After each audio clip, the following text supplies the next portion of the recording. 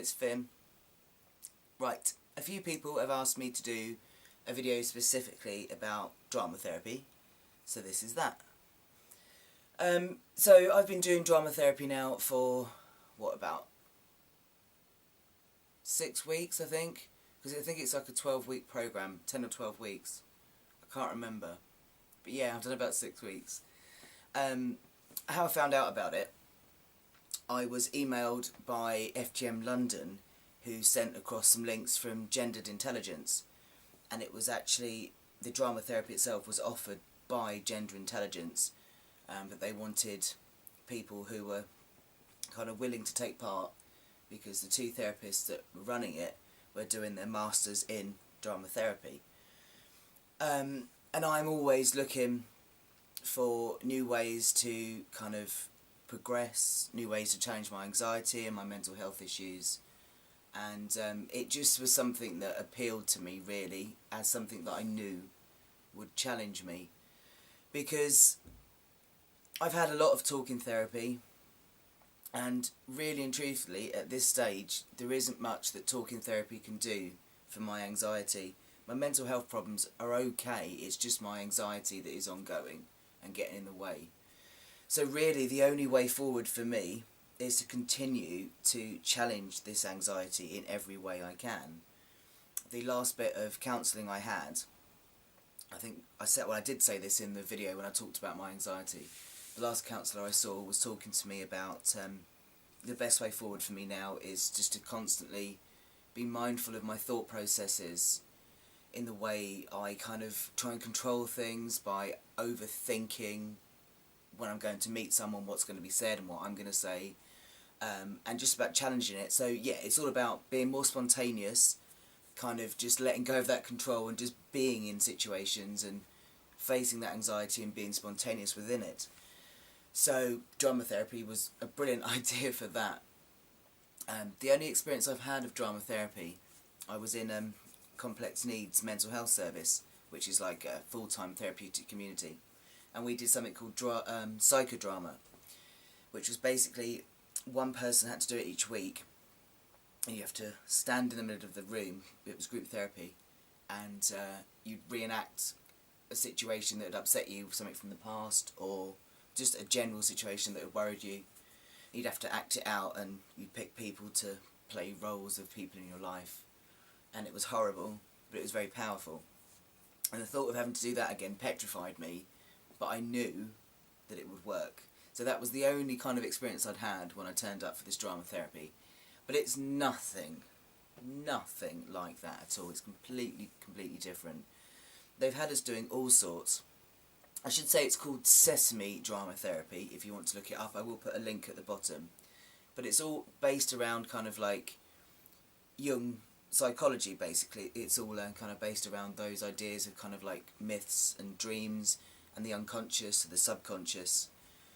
So the idea is through kind of metaphor, through movement, through voice, that you kind of bring out all the subconscious and unconscious processes that are going on inside. So it's not really kind of acting as in learning lines and doing stuff, and it's not really therapy in terms of talking. It's just kind of doing various things with your body and movement and art as well that brings up issues. So yeah, they've pretty much said from the beginning that we can't really explain what Sesame is, you just kind of find out en route, and it isn't something you can explain, it is something that has to be lived, very much so. We're a very small group, was kind of like a few, kind of 3-4 core members, and then we've got a few other people that kind of have come in and out of it, maximum of 6 of us.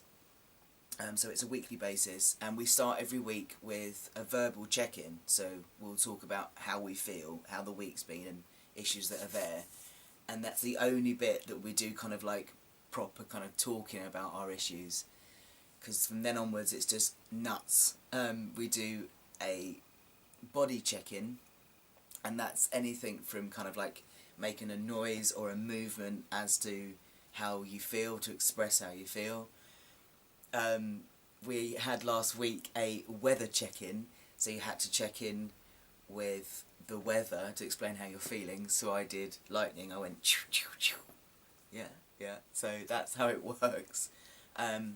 We've done things like visualization. Last week we did this thing where one of the therapists was talking us through a walk in a forest, and we had to kind of walk around, and then at one point it was snowing, and then we had to sit down and draw our forest.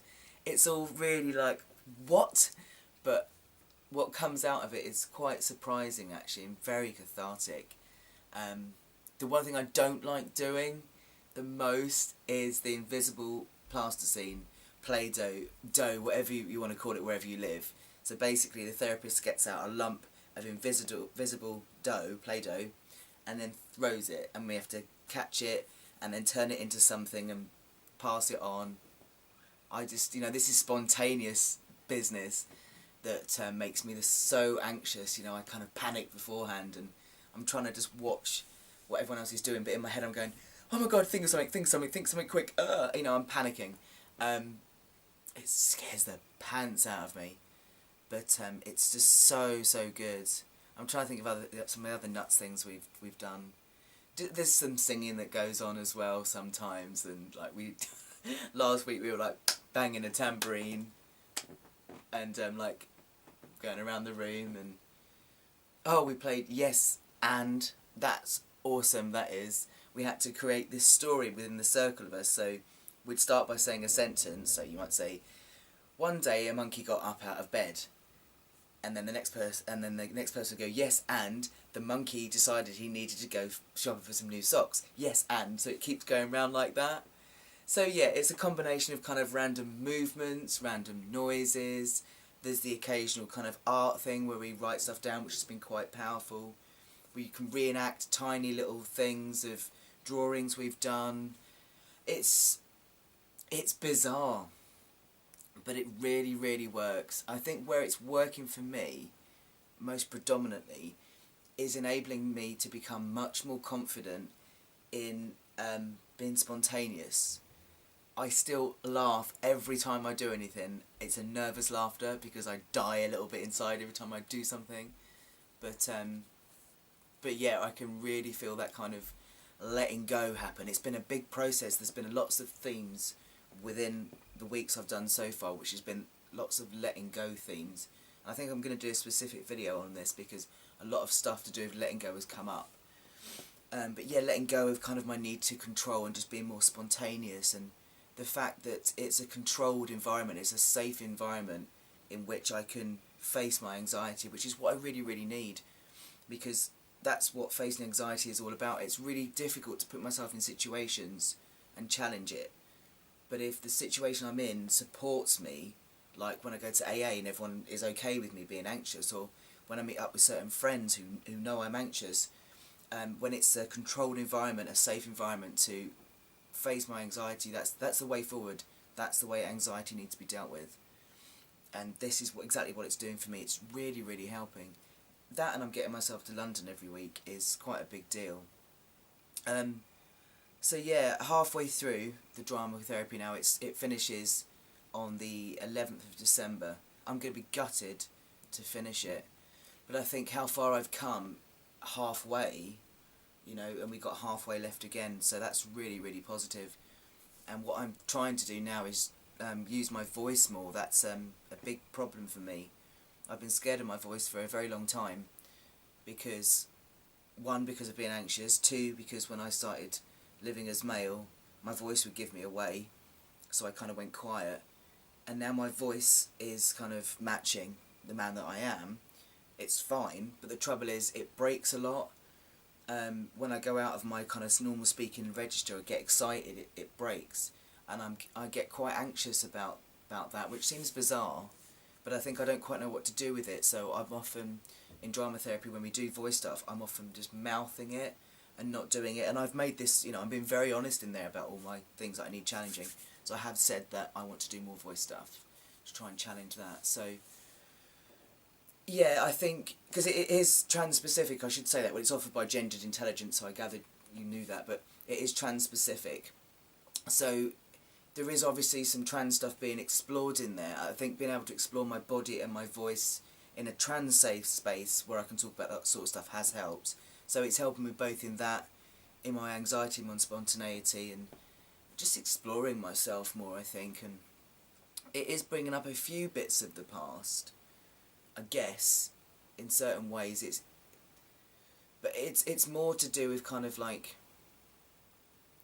awakening, I think. It's making me very, very aware of my unconscious processes, which I'm very much into anyway with my meditation and mindfulness. So this goes really, really well with that, because it does kind of unearth stuff that you didn't realise was going on. I turned up there one week thinking I was alright, and by the time I checked in I was angry, and I hadn't realised I'd been carrying around this anger all week, and you know, it just came out. And so yeah, it's helping me to kind of peel another layer off that onion and traverse my inner mountains some more, which is always a good thing. So yeah, for anyone that's interested, it's Sesame Drama Therapy, and I'm definitely going to look at studying it when I go on to do my masters after my psychology degree, because I want to do meditation and mindfulness, cognitive behavioural therapy in the practice I do, and I think incorporating some of this drama therapy would be wonderful. So twofold, I've enjoyed it for me, and I've can really see its potential as a future practitioner. So yeah, if anyone's got any questions or comments or whatever, or wants me to talk about something I've missed, because it's difficult to talk about really, because it's a very personal process. It's not like normal therapy. It's something you have to be in. But yeah, it's good fun. Good fun. Right, I'll leave it there. Hope that helped. Take care, everybody. Bye bye.